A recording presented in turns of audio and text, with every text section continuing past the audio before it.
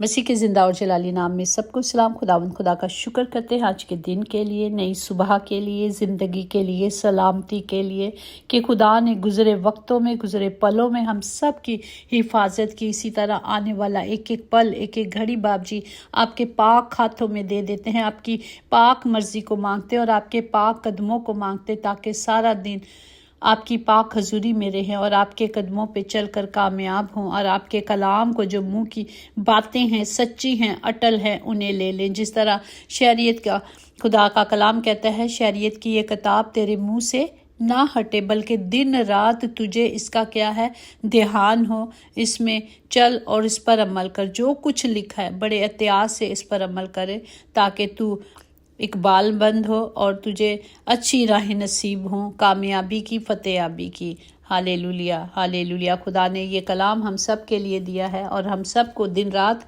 इस पर ध्यान रखना है। खुदा की किताब में, जो बाइबल मुकद्दस में है, जो मुंह की बातें हैं, जो सच्ची हैं, अटल हैं, वादे हैं, उन्हें लेना है। आज के कलाम को हम देखेंगे कि किस तरह खुदा ने अपने लोगों को, जो हम गिनती छठा बाप उसकी 22, 23, 25 में भी देख सकते हैं कि काहिन को खुदा ने हुक्म दिया कि जो लोग उस पर अमल करते हैं, जो लोग उसकी मर्ज़ी पे चलते हैं, जो उसकी हजूरी में आते हैं, उन्हें इस तरह बरकत दी जाए। जो गिनती छठा बाप उसकी 22 में लिखा है, और खुदा ने मूसा से कहा कि हारून और उसके बेटों से कह कि तुम बनी इसराइल को इस तरह दुआ दिया करना। तुम उनसे कहना, खुदावंद तुझे बरकत दे और तुझे महफूज रखे। खुदावंद अपना चेहरा तुझ पर जलवागर फरमाए और तुझ पर मेहरबान रहे।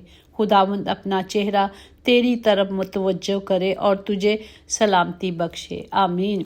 इसी तरह खुदा के खादमों को, जहाँ जहाँ खुदा के लोग होते हैं, खुदा ने अपने काहिनों को ये सलामती का कलाम दिया है कि सलामती की दुआ की जाए। इब्रानियों में शलोम है, जिसका मतलब है मुकम्मल खैर व खैरियत और खुशहाली। यही नहीं कि सिर्फ जंग हो तो वही खैर होती है, हर तरह की खैर खैरियत खुदा ने कहा है कि लोगों के लिए दुआ मांगा करो। इसलिए खुदा का ज़िंदा कलाम हमें सिखाता है कि हर वक्त खुदा की हजूरी से सब के लिए बरकत की दुआ करनी है, जिन्हें खुदा ने मखसूस किया है, अलग किया है, ताकि उसके लोगों के लिए गैप में खड़े हों, उन्हें बरकत दे। देखते हैं ज़बूर 134 में भी है कि मुकद्दस की तरफ अपने हाथ उठाओ और खुदा को मुबारक कहो। खुदावंद जिसने आसमान और ज़मीन को बनाया, सायून में से तुझे बरकत दे। ये खुदा का कलाम है जो हमें बरकत के लिए बोला गया है कि सब के लिए बरकत दे। आज मैं ये कलाम आप सब के लिए बोलती हूँ, इसे रिसीव करें। इसी तरह ज़बूर 121 3-7 में भी है, वो तेरे पाँव को फिसलने ना देगा, तेरा मुहाफिज ना होंगेगा ना सोएगा। देख, इसराइल का तो मुहाफिज ना होंगेगा ना सोएगा। खुदावंद हम सब का मुहाफिज है।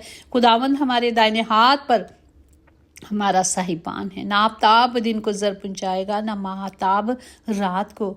खुदावंद हर बला से हम सब को महफूज रखेगा। खुदावंद हमारी जानों की हिफाजत करेगा।